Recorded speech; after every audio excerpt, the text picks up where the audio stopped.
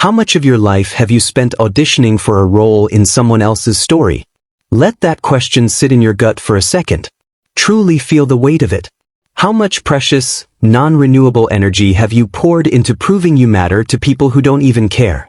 We are living in a crisis of misplaced validation, a pandemic of people-pleasing that has hollowed out our collective ambition. Think about your daily routine. You sit there, phone in hand, drafting a post about your big vision. You sit at a dinner table with friends or acquaintances, explaining your 2026 plans, waiting for that nod, that hit of dopamine that makes you feel like you've already won. You seek that hit of external approval before you have even picked up a tool or broken a sweat. But here is the brutal truth. That feeling is a lie. It is a biological phantom. We live in a world that demands you broadcast your life. Share the win. Share the breakfast. Share the grind. But let me pull back the curtain on the human ego. Most people talk about the work because they are terrified to actually do the work. Talking is easy. Talking is safe. They announce their moves because the applause feels like success, but applause is a drug, not a destination. Every time you open your mouth to seek validation for a dream you haven't built yet, you are leaking the very power you need to build it. You are hemorrhaging the internal pressure required to turn a thought into a reality. There is a literal, biological science to this failure. When you tell everyone you're going to start that business, lose those 30 pounds, or write that book, your brain releases dopamine. It's a trick of evolution.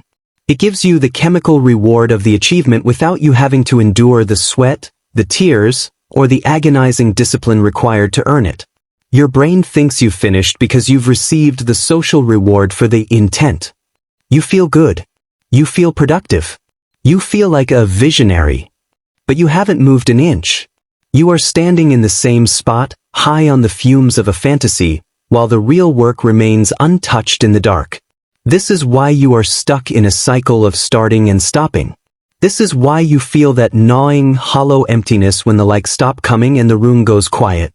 You have traded your potency for attention. You have sold your potential for a handful of digital glitter. 2026 demands something entirely different from you. It demands the art of the disappear. It demands that you learn to embrace the dark room of development. Real power doesn't scream. It doesn't clamor for attention. It doesn't need to be televised. Think of a seed buried deep in the earth. Does it shout when it breaks open? Does the oak tree demand an audience while it pushes its microscopic roots through the cold dirt in the pitch black of winter? It grows in a profound, heavy silence. It anchors itself deep where no one can see, far beneath the frost line, so that when the storm comes, and the storm is always coming, it can stand tall and unmoving. You are that seed. But you have a habit of digging yourself up every few days just to see if you've grown yet. You expose your fragile roots to the harsh, judgmental light of public opinion before they've even had a chance to take hold, and then you wonder why you wither. You wonder why your motivation dies. It dies because you gave it away. Stop giving people access to your vision before it's ready. Not everyone deserves a front row seat to your process. In fact, most people in your life are not equipped to handle the magnitude of what you are trying to build. When you share a big vision with small minds, they don't see your potential. They see their own limitations reflected back at them. They will tell you to be realistic or safe because your growth makes them uncomfortable. Your evolution is a spotlight that reminds them of their own stagnation. The first rule for 2026 is simple, but it is the hardest thing you will ever do. Close your mouth. Shut it. Stop justifying your existence. You do not owe anyone an explanation for your growth. You do not owe anyone a breakdown of your journey. The long nights belong to you. The early mornings when your body screams for sleep but your spirit screams for destiny belong to you. The setbacks that brought you to your knees? Those are yours too. When you move in silence, you become dangerous. You become a ghost to your competitors and a mystery to your critics. You become unpredictable, and in that unpredictability, you find your strength.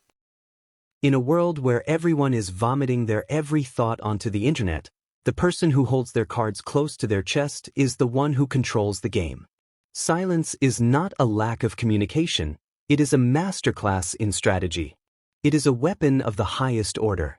It keeps you from reacting impulsively, from burning bridges you might need, and from saying things you'll regret when your emotions are high. But more importantly, silence forces you to sit with yourself.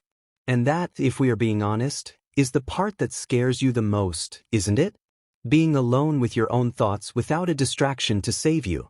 We fill our lives with artificial noise, podcasts at double speed, music in every room, endless scrolling, gossip, and cheap drama, because if we turn it all off, if we sit in a quiet room with nothing but our own breath, we might have to face the person in the mirror. And for a lot of you, that person has become a stranger. Or worse, that person is someone you don't even like anymore. You've spent so much time curating a version of yourself for the world, polishing the exterior for the gram, that you've lost the version of yourself that actually exists in reality. You've been running from your own reflection for years. But if you want to win in 2026, you have to stop running. You have to stand still. You have to look at that reflection and say, I am going to fix this. Not for the likes, not for the status, but for me. You have to reach a point where you like yourself enough to keep a promise to yourself. This is the foundation of self-trust. How can you expect to build an empire, a business, or a family if you can't even trust yourself to get out of bed when the alarm goes off?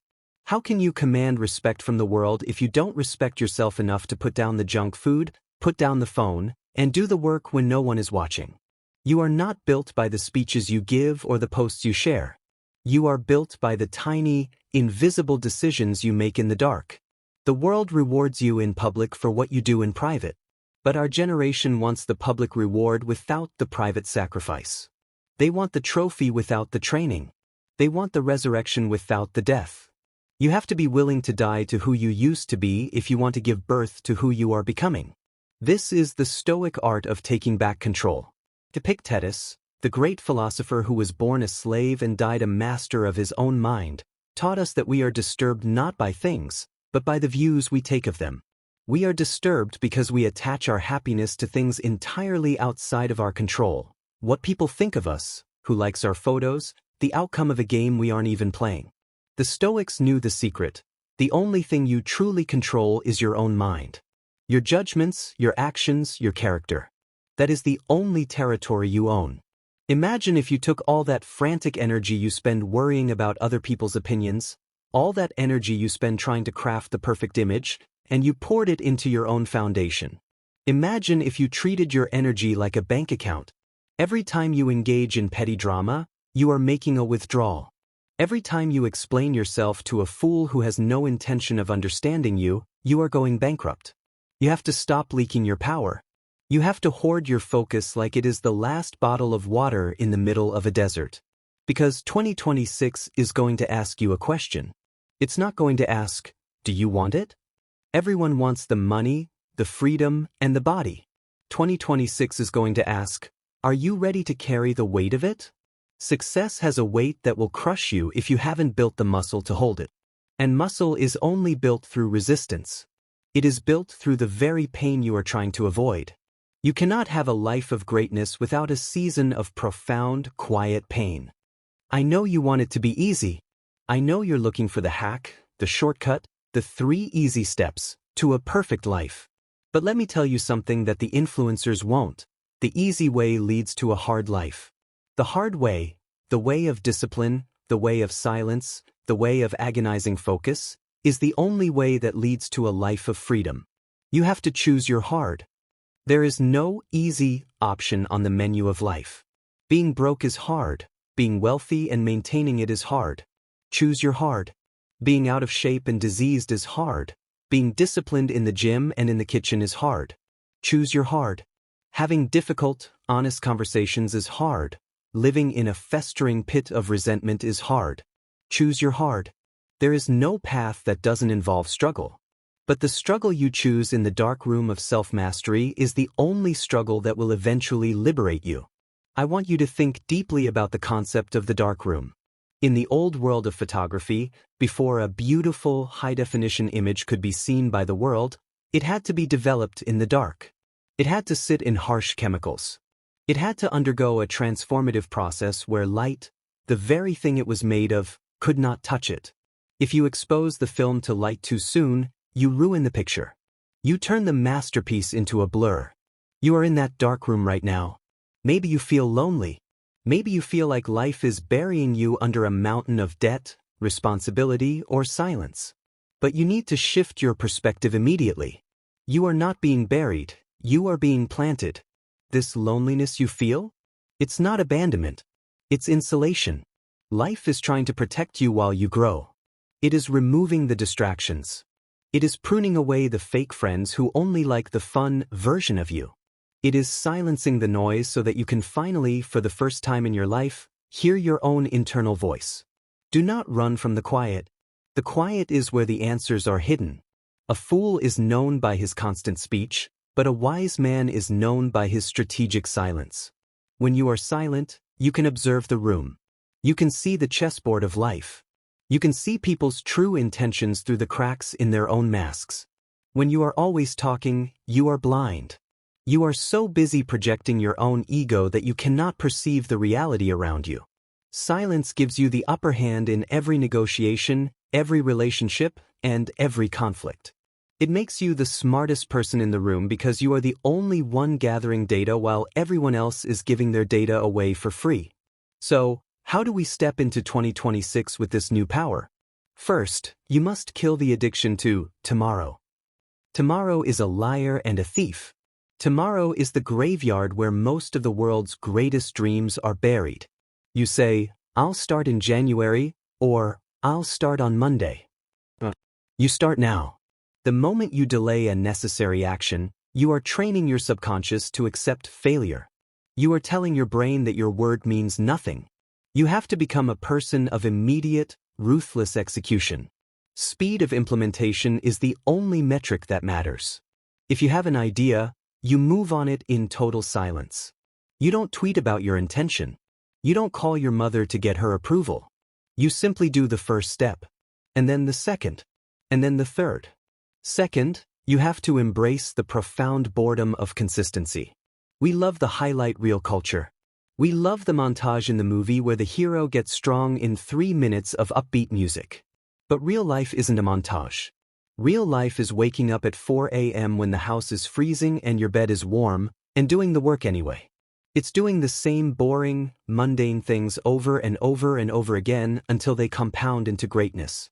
The magic isn't in the big move, it's hiding in the dirt of the repetition. The third pillar of this transformation is the practice of emotional detachment. This doesn't mean you become a cold, unfeeling robot. It means you stop letting outside events, things you do not own and cannot control, dictate your internal state. Someone cuts you off in traffic? You don't react. Someone leaves a nasty, uneducated comment on your work? You don't react. You have to realize that you are not a puppet. You do not let the world pull your strings and make you dance to its tune. You must stand firm in your own frame. You decide how you feel. You decide what matters. This is the ultimate form of human freedom.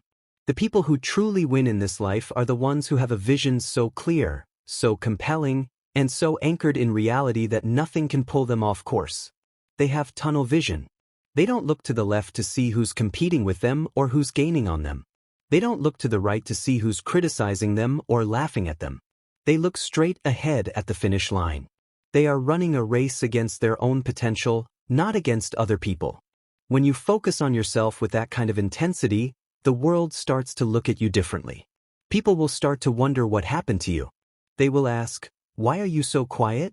Why don't we see you out anymore? Why have you changed?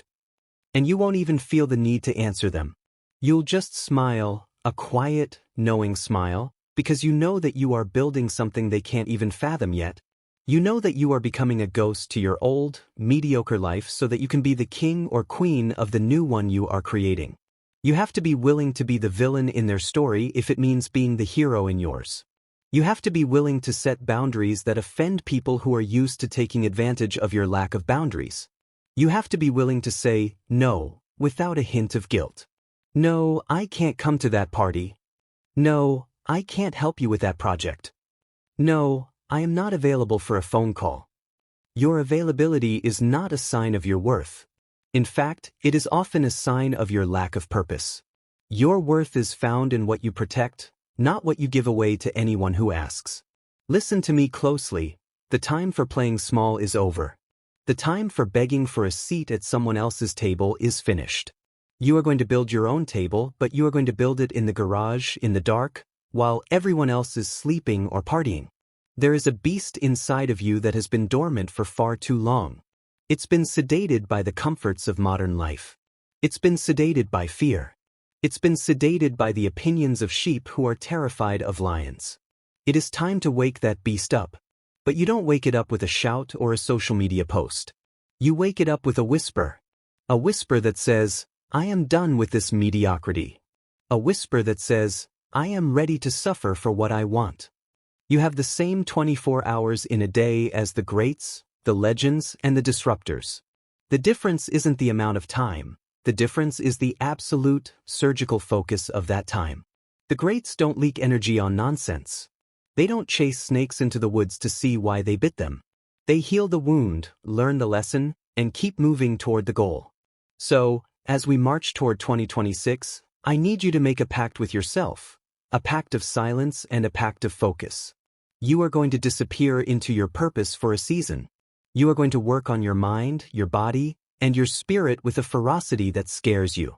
And when you feel like quitting, you will remember that you chose the path of the warrior. It is one thing to say you are going to be silent. It is another thing entirely to endure the silence when it gets heavy. Because when you stop performing for the crowd, when you stop posting every meal, every workout, and every win, the room gets very quiet. And in that quiet, you are going to feel something you might not have felt in years. You are going to feel the weight of your own potential staring back at you. You see, desperation repels what you desire. The more you chase something, whether it's success, love, or respect, the more it runs away from you. It's a law of the universe. Think about trying to catch a butterfly in an open field. If you run after it, grasping and clawing at the air, it flies away. It senses your chaotic, desperate energy. But if you stand still, if you focus on becoming a beautiful garden, if you focus on your own stillness and growth, the butterfly eventually lands on your shoulder. That is the energy you need to bring into 2026. You have to stop chasing and start becoming. You have to stop begging for a seat at tables where you aren't even respected. When you stop chasing, you start attracting, because you begin operating from a place of internal abundance instead of external lack. You have to reach a point where you can look in the mirror and genuinely say, I like me. Not the version of me that gets likes on Instagram. Not the version of me that buys rounds of drinks to impress strangers at a bar. The real me. The one with the scars, the flaws, and the history. If you don't like yourself, you will always be a slave to the opinions of people who don't even like themselves. There is a terrifying statistic that perfectly illustrates our lack of self-worth. If a person's dog gets sick, there is a 95% chance they will fill the prescription and give the dog the medicine. But if that same person gets sick and gets a prescription for themselves, there is only a 50% chance they will take it properly. Think about what that says about us. We are literally capable of caring for a pet better than we care for our own lives. You would never let your dog starve, but you let your own spirit starve every single day. You let your dreams starve. You feed your body junk and your mind garbage, and then you wonder why you feel spiritually and physically sick. In 2026, you have to treat yourself like someone you are responsible for helping. You have to treat yourself with the same respect you give to total strangers. And part of that respect is protecting your energy from the snakes in your life. Imagine you are walking through the woods and a snake bites you. What do? Do you chase the snake into the thicket to kill it? Do you try to find out why it bit you? Do you scream at the snake? If you chase the snake, the poison circulates through your heart faster and you die. You don't chase the snake. You heal the wound. You get the medical attention you need to save your life. But so many of you are spending your lives chasing snakes. Someone disrespects you at work? That's a snake bite. You spend all week venting about it, plotting revenge, and stewing in anger. You are chasing the snake. Someone leaves a nasty comment on your post? Snake bite. You spend an hour writing a perfect, witty reply. You are chasing the snake. A relationship ends? Snake bite. You stalk their profile to see if they are happy without you. You are chasing the snake into the deep, dark woods of your own misery. And while you are chasing them, you are dying. In 2026, we do not chase snakes. We heal. We move on. We understand that the best revenge is not destroying them, but building yourself until they become completely irrelevant to your existence. The real work, the work that actually changes the trajectory of a life, is almost always boring, unglamorous, and invisible. We live in a culture that is obsessed with the outcome but allergic to the process. Everyone wants the championship ring, but nobody wants the 4 a.m. practice in a cold gym. Everyone wants the viral moment, but nobody wants the years of obscurity that make that moment possible. But let me tell you about the extra 22 seconds. There was a legendary runner who had a ritual. No matter how long the run was, when he hit his target, he would always run for exactly 22 seconds more. Because that little extra, that tiny push when your body and mind are screaming enough, is where the growth lies. That is where you break the mental barrier. You have to be willing to do the things that don't scale. You have to be willing to be the architect of systems that work without you needing to be the center of attention. The most successful people in the world are often the quietest ones. They don't rely on charisma or hype, they rely on preparation. They walk into a room and they are 3 moves ahead because while everyone else was talking and posting, they were studying. They weaponize preparation. When you are silent, you can hear things others miss. You become dangerous because you are observing while everyone else is projecting. In a heated meeting, while everyone is shouting to be heard, the person who wins is usually the one who stayed quiet, took notes, read the body language, and then spoke one sentence that cut through the noise like a blade. That is the power you are building in 2026. You are turning listening into a strategic advantage. But you have to accept that this path is going to feel lonely, and you have to be okay with that. You have to reframe loneliness as solitude. Loneliness is the poverty of self. Solitude is the richness of self. Great minds throughout history, Bill Gates, Warren Buffett, Isaac Newton, didn't just tolerate being alone. They used it as a competitive weapon. They scheduled thinking time. When was the last time you just sat and thought? No phone, no music, no podcast, just you and your brain solving the problems of your life. If you can't sit in a room alone for 15 minutes without feeling anxious, you are not a free person. You are a slave to stimulation. You need to break that chain. You need to adopt what the Stoics called the view from above. When you feel overwhelmed, when you feel like your problems are crushing you, close your eyes and zoom out. See yourself in your room. Then see your house in the neighborhood, then the city, then the country, then the planet spinning in the vast, silent darkness of space. From that perspective, that email that annoyed you doesn't matter. That person who didn't text you back doesn't matter. It shrinks your ego and it expands your perspective. This allows you to practice what is called cognitive distancing. You realize that you are not your thoughts. You are the thinker of your thoughts. Just because a thought enters your head, I'm not good enough, or they're laughing at me, doesn't mean you have to agree with it. You can look at that thought and say, that is just an impression. It is not the truth. You have to stop letting your emotions drive the car. Your emotions should be passengers, giving you information, but they never get to grab the steering wheel. The Stoics believed that destructive emotions are just the result of bad judgments. If you change the judgment, you change the emotion. In 2026, you will be the master of your judgments. As you begin to change, as you grow into this new version of yourself, the people around you will get uncomfortable. They will say, "You've changed," as if it's an insult. And you should look them in the eye and say, "I hope so." Because if you haven't changed, you're dying. Growth is uncomfortable for those who refuse to grow. Your evolution highlights their stagnation. You might have to love some people from a distance. You might have to realize that some people were only in your life because you were useful to them, not because they valued your soul. Absence is a powerful teacher. Sometimes the only way to show someone your worth is to remove your presence entirely. If you walk away and they don't fight for you, they didn't value you. And that hurts, but it is the truth, and the truth will set you free to find the people who actually belong in your future. Don't be afraid to be the villain in their version of the story if it means being the hero in yours. You have to set boundaries. A boundary is not a wall to keep people out. It is a door that you lock. You decide who gets a key. And in 2026, you are changing the locks. You are going to stop explaining yourself. Explaining is often a trauma response, a habit from childhood when you needed to justify your existence to adults. You are grown now. You do not owe anyone an explanation for your goals, your diet, your sleep schedule, or your ambition. When you stop explaining, you take back your power. No is a complete sentence. You are going to build habits that nobody knows about. You are going to wake up early, not to post a picture of your watch on Instagram, but to get a head start on the enemy, and the enemy is the old version of you. You are going to read books that nobody knows you are reading. You are going to build skills in the dark. You are going to become a ghost. I know part of you wants the credit. Part of you wants to scream, "Look how hard I'm working."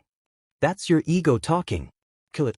The dopamine hit you get from telling people your goals actually tricks your brain into feeling like you've already achieved them. It reduces the likelihood that you will actually do the hard work. Keep that energy bottled up. Let the pressure build. Let that internal pressure become the fuel that drives you through the fatigue, because there will be fatigue. There will be days when you question everything. There will be days when the dark room feels more like a prison than a sanctuary. In those moments, you have to rely on discipline, not motivation. Motivation is a feeling, and feelings are fickle. Discipline is a command. Motivation says, "I don't feel like it." Discipline says, "Do it anyway." You have to fall in love with the boredom of consistency. Small, smart choices repeated consistently over time equal radical difference. It's not the one heroic workout that changes your body. It's the 300 workouts you did when you didn't want to. It's not the one viral video that builds a career. It's the hundreds of hours of practice that made you good enough to create. We are talking about a total restructuring of your mind. You are going to stop being a consumer and start being a producer. Most people wake up and immediately give their brain to the world. They check texts, email, and social media. They are reacting to life. In 2026, you will not react. You will create. You will take the first hour of the day for yourself. You will claim your territory before the world tries to invade it. You need to understand deep in your marrow that nobody is coming to save you. No white knight, no lottery ticket, no magic government program. It is you against you. The mirror test is the only test that matters. When you brush your teeth at night, can you look yourself in the eye and say, "I gave it everything today"? Or do you have to look away because you know you cut corners? You know you took the easy way out. Make 2026 the year you stop looking away. You are building a legacy, and a legacy isn't just money. It's the example you set. It's the proof that it is possible for a human being to change. You are breaking generational curses by simply refusing to be the same person your parents were. By refusing to pass down the same trauma and the same excuses. And listen, you are going to fail. Let's get that out of the way right now. You are going to stumble. But failure is not the opposite of success. It is a vital part of the success. Thomas Edison didn't fail 10,000 times. He found 10,000 ways that didn't work. You have to be willing to look foolish. You have to be willing to be a beginner again. The amateur practices until they get it right. The professional practices until they can't get it wrong. You are becoming a professional at your own life. This is about resilience. It's about being the person who can get hit and keep moving forward. We often pick up coping mechanisms from our parents, putting on a fake smile while screaming on the inside. You have to break that. You have to be real with yourself. If you are hurting, admit it. Process it. Don't bury it, but don't let it stop you. Use it. Pain is the highest octane fuel in existence. There is a concept called amor fati, the love of fate. It means you don't just tolerate what happens to you, you love it. You embrace it. You lose your job? Good, an opportunity to find a better one. You get injured? Good, an opportunity to train your mind while your body heals. This mindset makes you invincible. Because if you can find the benefit in the tragedy, life cannot defeat you. You are going to move with quiet confidence, not the loud insecurity masking arrogance that shouts, "Look at me," but the deep, grounded certainty of an oak tree. The oak tree doesn't scream at the storm, it just stands. Its roots go deep into the earth. You are growing your roots now. And roots only grow in the dark. So stop rushing. Stop trying to hack the process. Trust the timing of your life. Nature doesn't rush, yet everything is accomplished. The sun rises when it's time. The flower blooms when it's ready. You are on your own timeline. Stop looking at someone else's highlight reel and comparing it to your behind the scenes. You don't know their story. You don't know what they sacrificed or what they inherited. Keep your eyes on your own paper. Focus. Tunnel vision. The horse has blinders on for a reason, so it doesn't get spooked by what's on the left and right, so it focuses only on the finish line. Put your blinders on. The news is a distraction. Celebrity gossip is a distraction. The drama in the group chat is a distraction. Delete it. Block it. Ignore it. If it doesn't make you money, make you stronger, or make you happy, it is a parasite. Cut it off. So, as you step into 2026, I want you to carry this mantra with you. Nobody cares. Work harder.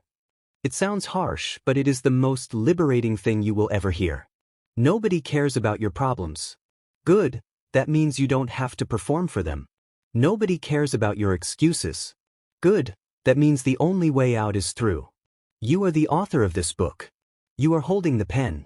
2025 might have been a chapter of struggle and noise, but 2026 is the chapter where you disappear into the wilderness and come back a warrior. It is 365 days of unglamorous, gritty, silent work. Are you ready to write that chapter? You start now, not tomorrow. Keep one promise to yourself today, then another tomorrow. Build that reputation with yourself. The time for talking is over. The time for becoming has begun.